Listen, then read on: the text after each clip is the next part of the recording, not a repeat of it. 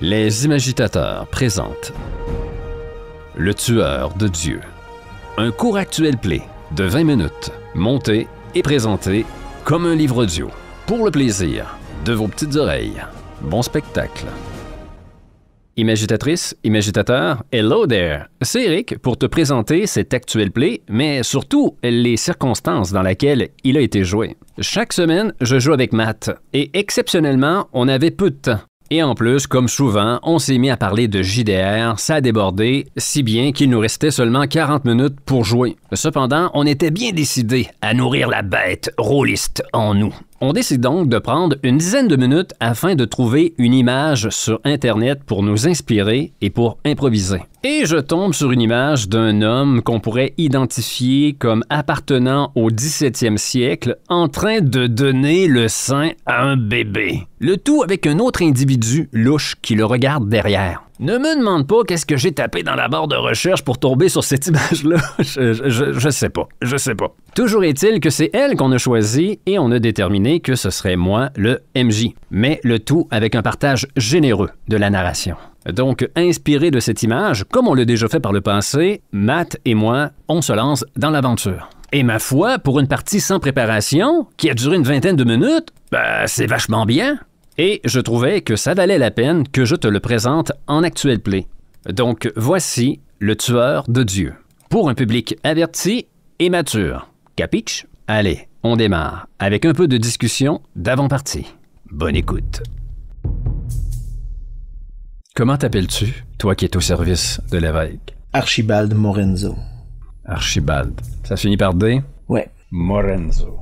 La musique est très très bien, moi je trouve. Ouais. Notre évêque, comment s'appelle-t-il, lui? Vicente. Vicente. Pas besoin de prénom, ça va être l'évêque Vicente, tout simplement. Et j'aurais besoin du nom d'une sœur. Suggestion? Elisabeth? Elisabetta, ça. Sœur Elisabetta? Ouais. La jeune sœur. Très jeune, hein? 17 ans? Ah, c'est... 16 ans? 14. T'es toujours pire que moi. OK. Bon, on est très, très à consonance hispanique. Ouais. Ce qui pourrait être hot, c'est que sœur Elisabetta, elle vivait murée. Qu'entends-tu par murée? Certains ascèses, certains saints, certaines saintes se muraient. Donc, ils s'enfermaient dans des pièces d'où ils ne pouvaient pas sortir. Souvent, la porte avait été murée, donc bricelée, mais il y avait seulement un passe-plat, un endroit pour les nourrir. Ils ne faisaient que prier. OK. Je crois qu'on a tout pour commencer. C'est parti? Parfait.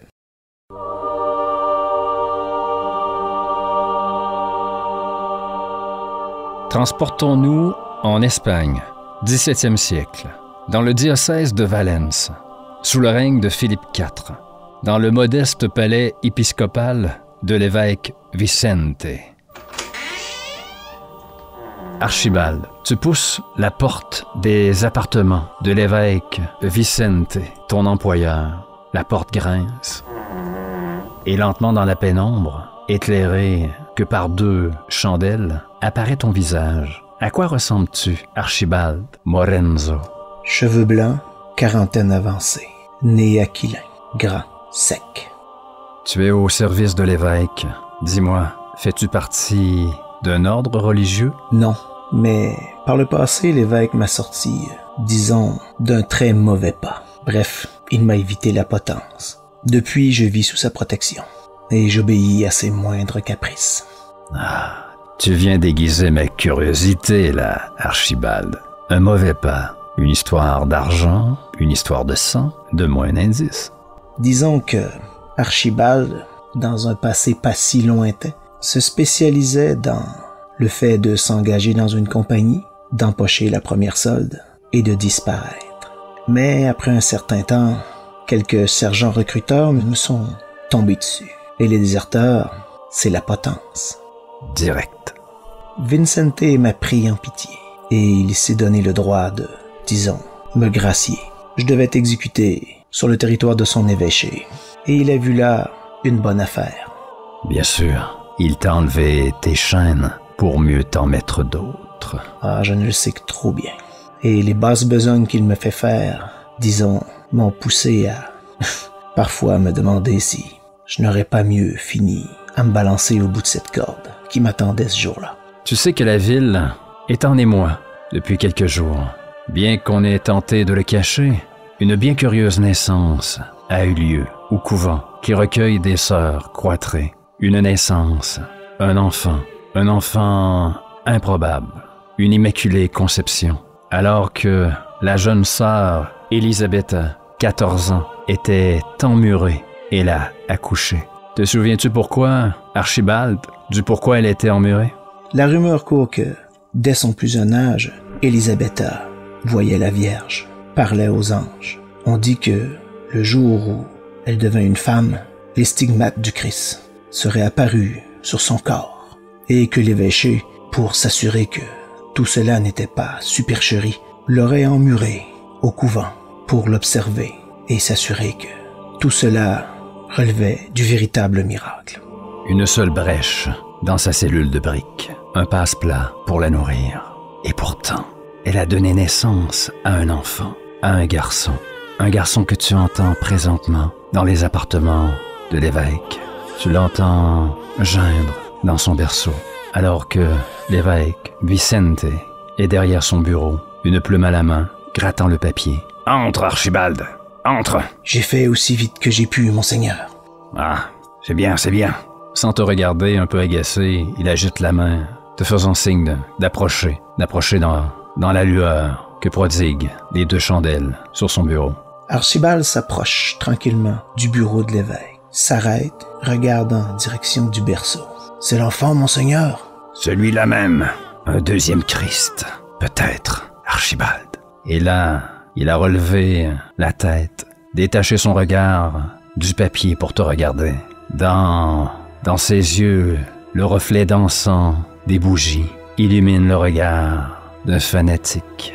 Depuis l'arrivée de l'enfant, les rares fois où tu as croisé l'évêque, tu as remarqué que son comportement avait changé. Archibald déglutit. « Un deuxième Christ, vous dites, monseigneur? » ?»« Oui, une deuxième immaculée conception. La sœur qui parlait aux anges, qui donne naissance à un autre enfant divin. Il n'est pas question que tel Jésus, cet enfant, en soit un de la rue, un homme du peuple. Je ne le permettrai pas. Il est à moi. Il est à moi. » Archibald se signe, joint ses mains. « Par la grâce de notre Seigneur, nous allons guider cet enfant. Je vais le guider. J'ai une mission pour toi. »« Que voulez-vous? Que voulez-vous que je fasse, monseigneur? » »« Ce soir, tu vas pénétrer au couvent des sœurs et offrir à la sœur Elisabetta son dernier repos. » Mais monseigneur, si c'est la mère du nouveau Christ, Archibald se tourne vers le berceau. Je serai damné. Tu entends la chaise craquer derrière toi, alors que l'homme massif, gras, vieux, s'est levé pour venir derrière toi et mettre une main sur ton épaule. Elle a accompli le miracle. Elle a accompli son devoir. Mais elle risque de tout compromettre. Imagine si elle changeait sa version, ne serait-ce que pour nous contrarier ou soutirer de l'argent. Je sais que la chose est peu probable, mais on ne peut contrôler le cœur d'une femme. Elle doit disparaître, Archibald. Elle le doit. Sa main se referme un peu plus sur ton épaule. Ne me déçois pas. Sois rapide, précis et discret. Comment voulez-vous que je procède, monseigneur? Ah! Agacé, il détache la main de ton épaule et la fait voler dans les airs, l'agitant. « C'est à toi de penser à ce genre de détails. Ai-je l'air d'un assassin? » Non, monseigneur. Il s'en retourne à sa chaise derrière le bureau et s'écrase. Le poids des responsabilités. Dieu a fait en sorte de t'épargner tout ça, Archibald. Tu es né dans de pauvres conditions. Allez, ça doit être fait avant le lever du jour. Je compte sur toi. Archibald se retourne, fait quelques pas vers la porte, regarde en direction du berceau. L'enfant s'agite, rechigne un peu, secoue ses petits bras et ses jambes. Il se ressaisit, attrape fermement la poignée. Avant l'aube, ce sera fait, monseigneur, et quitte sans fermer la porte. Oui, avant l'aube, tu feras de cet enfant un orphelin. La chaise qui craque, les pas sur les lattes du plancher, le corps massif de l'évêque Vicente Il se penche sur l'enfant, le prend. Il ouvre sa robe et on entend le bruit de succion. L'enfant qui tète le sein de cet homme qui lui-même est loin d'être un saint. Acte 2, on est prêt? Oui. Est-ce qu'on saute immédiatement dans le vif du sujet? Oui, je commencerai dans le vif du sujet. Comment commence cette scène, Archibald Morenzo? On entend, dans un couloir sombre du couvent, les derniers râles d'une sœur. Et on entend un corps heurter le plancher. Une ombre s'avance et marche de façon à ne pas faire de bruit. Elle longe les murs. Ta silhouette frissonne sur la pierre des murs alors que tu progresses sous l'éclairage du feu des torches qui s'agitent sur les appliques. Lentement, tu avances vers la cellule où sœur Elisabetta a été emmurée. Archibald connaît bien l'endroit. Il y est déjà venu, il y a longtemps. Mais une rencontre fortuite. Il ne voulait pas oxyre cette pauvre sœur, mais il n'avait pas le choix. Une volée de marche à grands pas, il s'arrête, saisit une torche sur un des murs et s'avance, regardant chaque cellule attentivement. Et il s'arrête devant une porte murée. Un seul bloc manque. Le couinement d'un rat qui passe entre tes jambes. Le sanglot d'une jeune femme étouffée par l'épaisseur du mur. Archibald s'avance, place la torche vis-à-vis le bloc manquant. Il jette un coup d'œil à l'intérieur. Une silhouette recroquevillée sur une couchette tout au fond. Archibald, c'est toi. Elisabetta, comment vas-tu? Comment veux-tu que j'aille? On m'empêche de le voir. Je n'ai senti son odeur que quelques minutes. Tu devrais déborder de joie. Selon l'évêque, tu as donné naissance au second Christ. C'est d'abord mon enfant, Archibald. L'évêque s'en occupera.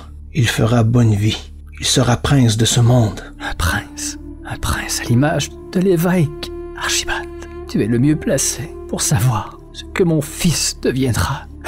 Mon Dieu, c'est un cauchemar. Et pourquoi dis-tu cela? En quoi sa venue au monde est-elle un cauchemar?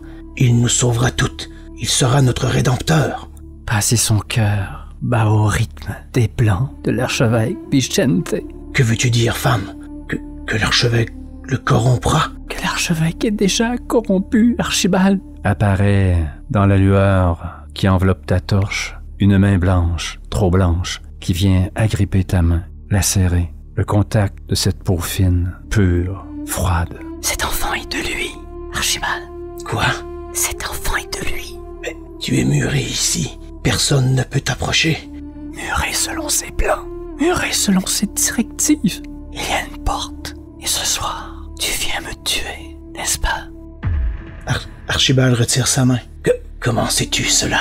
Mais... Tu entends les pleurs alors que tu t'es éloigné. Parce que je suis un rouage de ce plan, Archibald. Je suis son instrument, ainsi que mon enfant. Tout comme tu l'es aussi.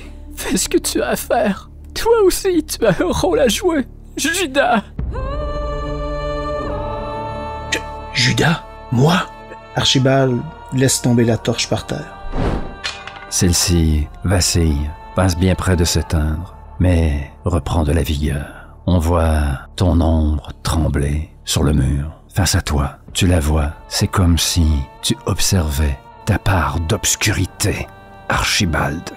Archibald porte ses mains tremblantes à son visage et le palpe, comme s'il touchait le visage d'un étranger. Ton ombre fait de même. Mais que suis-je devenu aux mains de cet homme? Qu'ai-je fait en t'amenant ici et en te murant? Pourquoi n'ai-je pas vu? Pourquoi n'ai-je pas compris tout de suite? Archibald s'avance, passe ses mains à travers le passe-muraille et se met à tirer de toutes ses forces pour en extraire les blocs. Il tire, il joue de l'épaule. Les blocs se déplacent, les blocs tombent. Et bientôt, cette torche que tu as laissée tomber au sol éclaire un peu plus l'intérieur de la cellule. Car c'en est bien une cellule comme dans laquelle t'as trouvé l'archevêque il y a quelques années. Et toi, Archibald, pensant la protéger, tu as amené Elisabetta ici. Quelle est-elle pour toi, cette jeune fille de 14 ans? sa rédemption. Archibald tend la main à travers l'orifice qu'il vient de créer. Viens, Elisabetta, je vais te redonner ton enfant. La main blanche, menue, entre dans la lumière et vient prendre la tienne. Une main épaisse, rugueuse, fatiguée et qui a été tachée de sang pendant tant d'années. Fin de l'acte 2? Oui. OK. Acte 3. J'imagine l'endroit où tu nous transportes. On est chez l'archevêque. Dans cette première pièce qu'on a visitée. Ça coûtera pas cher de décor. Non. C'est bien. Non, c'est bien.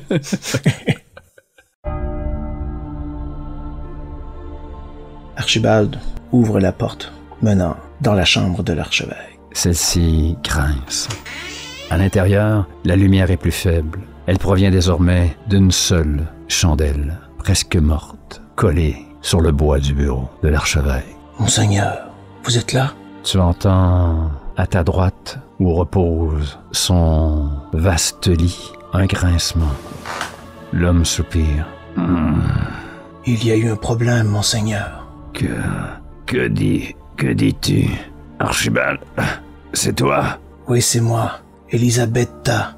Quelqu'un l'a libérée, monseigneur. Tu veux rire?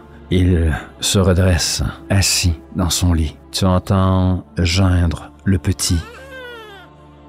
Il n'est pas dans son berceau, mais tout aux côtés de l'archevêque, dans son lit. Comment ça, libéré? Que racontes-tu? Quelqu'un a brisé le mur et l'a fait sortir, monseigneur. Non. Le gros homme sort ses jambes du lit et du bout de ses pieds cherche ses souliers de chambre. Les trouvant, il se redresse dans toute sa nudité. Il approche de la lumière. Tu vois son sein droit, violacé. C'est une plaisanterie, Morenzo. Dis-moi que c'est une plaisanterie.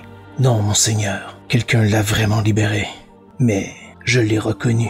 J'ai palpé son visage avec mes mains. Je n'avais pas vu cet homme depuis très longtemps. L'espoir dans ses yeux. Alors qu'il s'approche de toi, l'homme tend les bras vers toi, ses tissus adipeux pendants, comme pour t'enlacer. Merci.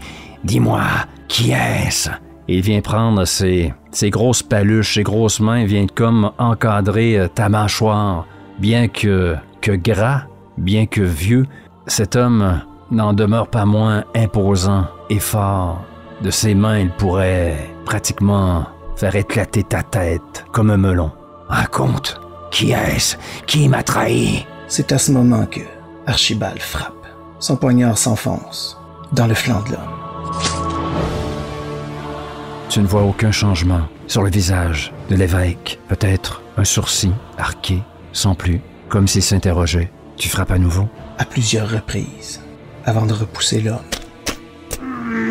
La surprise sur son visage bouffi. Dû à sa grosseur, lorsque tu le repousses, c'est toi qui recules, Archibald.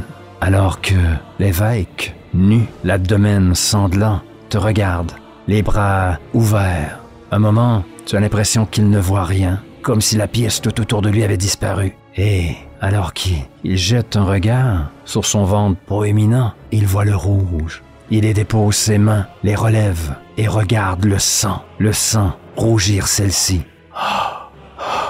Je suis touché par Dieu. Tu ne peux me tuer. Et il avance vers toi, Archibald, les mains sanglantes tendues pour t'étrangler. Et on va y aller avec le premier jet de cette partie. Bien sûr, on ne trahira pas la tradition des imagitateurs. Oh non. On lance très peu de jets. Non, celui-là est quand même décisif. Ouais, tout va se jouer sur un seul jet. Allez, comment ça va se passer?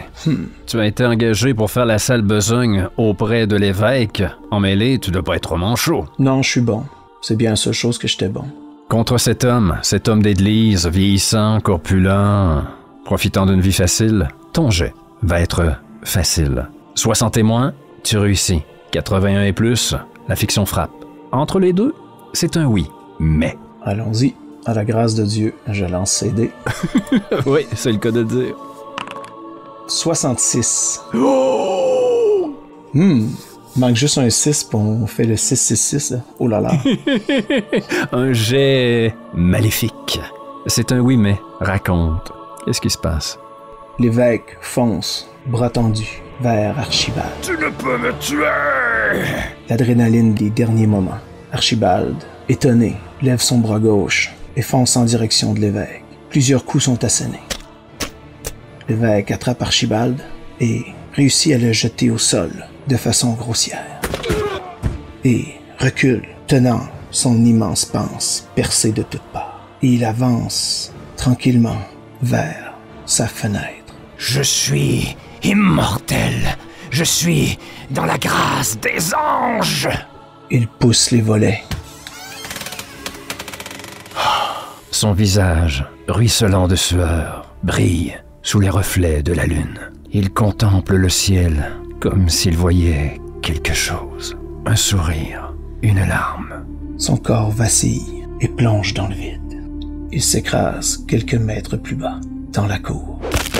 Un choc sourd dans la nuit. On a vu le oui, ta victoire, Archibald. Maintenant, quel est le mais? Quel est le pépin? Quelques secondes après la chute, on entend un homme crier. « À la garde! À la garde! L'évêque vient d'être défenestré! À la garde! » Les cloches sonnent. Archibald, en panique, se saisit rapidement de l'enfant. Il dévale les escaliers, à grande enjambée. Au pied de l'escalier, tu la heurtes presque, Elisabetta. Il est là. Elle n'a d'yeux que pour l'enfant. Elle tend les bras. Tiens, quitte cet endroit au plus vite, par les cuisines, par où nous sommes entrés. Je vais les attirer dans la cour. Une main vient se coller à ta joue. Quelques secondes plus tôt, c'était la main de l'évêque. Mais cette fois-ci, c'est la main de la rédemption, du pardon, de la reconnaissance. Merci. Merci, Archibald. Merci à toi. Un sourire triste, les yeux rougis d'avoir pleuré. Elle relève sa capuche, tourne les talons et disparaît dans la pénombre. À ta droite, une porte est défoncée. Et rapidement, tu es débordé. On a un cote? Oui. On a un gros plan sur une cagoule noire. Lentement, on recule. On perçoit cette corde nouée autour du cou. On recule de plus belle et apparaît l'échafaud. Le son de la foule se fait entendre. Leurs cris de haine, leurs menaces, leur satisfaction aussi. L'assassin de l'évêque, Vicente, a été capturé. Sous cette cagoule, Archibald sourit. Il a eu sa rédemption. Cette fois, il est temps. Temps fini. Je prie pour toi, Archibald, Lorenzo. Des lèvres, sous une cagoule, une femme qui tient son enfant. Le claquement d'une corde. Et un héros disparaît.